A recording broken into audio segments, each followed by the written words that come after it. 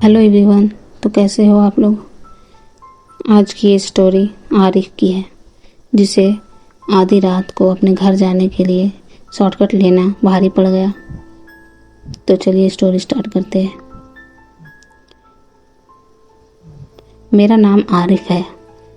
जो कुछ मैं बताने जा रहा हूँ वो कहानी नहीं, मेरी ज़िंदगी का एक ऐसा हादसा है जिसे मैं कभी नहीं भुला सकता। ये मेरी ज़िंदगी का सबसे दर्दनाक सच है।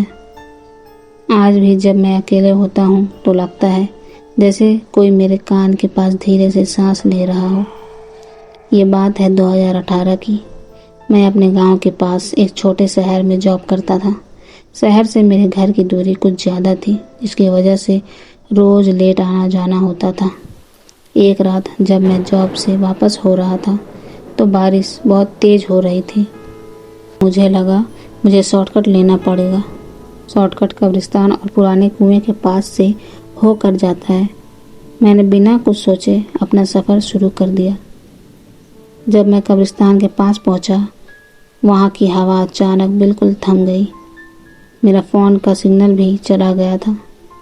तभी मुझे लगा जैसे कोई पीछे से मेरा नाम ले रहा हो, पर आवाज़ औरत की थी, बहुत ही ठंडी।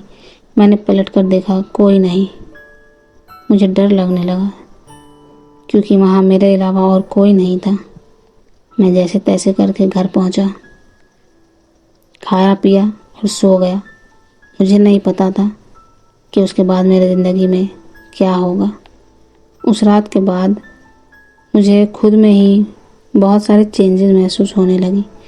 रात को मेरी नींद टूटने लगी। सपनों में एक काला साया आता जिसकी आंखें लाल थी। वो बोलता नहीं, सिर्फ मुस्कुराता। कुछ दिन बाद मेरी माँ ने नोटिस किया। मैं अंधेरे कमरे में बैठना पसंद करने लगा। नमाज और दुआ से मुझे बेचैनी होने लगी। मुझे मेरी ही परछाई आईने में लेट मूव करती दिखती। फिर एक रात अचानक आधी रात को मैं ज़ोर से चीखने लगा। मेरे मामा और पापा मेरे कमरे में आए। मैं ज़मीन पर पड़ा था।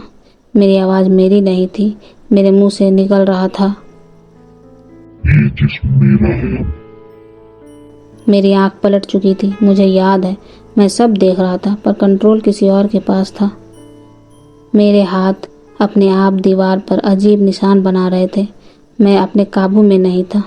ऐसा लग रहा था जैसे मुझे किसी और ने कंट्रोल कर रखा है। मेरे घर वालों ने मुझे एक आलिम को दिखाया, जिसने बताया कि उस कुएं के पास सालों पहले किसी ने काला जादू करवाया हुआ था, एक औरत पर, जिसका जिन वहाँ बंधा हुआ था। बारिश के बाद बंधन कमज़ोर पड़ गया और मैं उसकी राह बन गया। उस दिन के बाद से मेरी ज़िंदगी नॉर्मल नहीं रही। कभी मैं सोकर उठता तो मेरे पैरों पर मिट्टी होती, कभी मेरे हाथ पर जलने के निशान, और सबसे डरावनी बात, वो मुझे मेरी ही ज़िंदगी के राज बताता जो सिर्फ मुझे पता थी। एक रात जब पूरा घर सो रहा था, मैं अपने आप छत पर चला गया। नीचे देखा, बहुत नीचे। वो आवाज़ आई, बस एक कदम। तभी माँ की रोती हुई आवाज़ आई। मैं उन्हें सुन सकता था, पर मैं खुद पर कंट्रोल ही नहीं कर पा रहा था। फिर उस आलिम को पापा ने बुलाया। जब आलिम ने मुझ पर दम करना शुरू किया तो उस पल मुझे लगा जैसे मेरी सीने से कोई चीज़ खींच कर निकाली जा रही हो। उसके बाद मैं बेहोश हो गया। सुबह जब मुझे होश आया तो ऐसा लगा जैसे कुछ हुआ ही ना हो, सब नॉर्मल हो गया।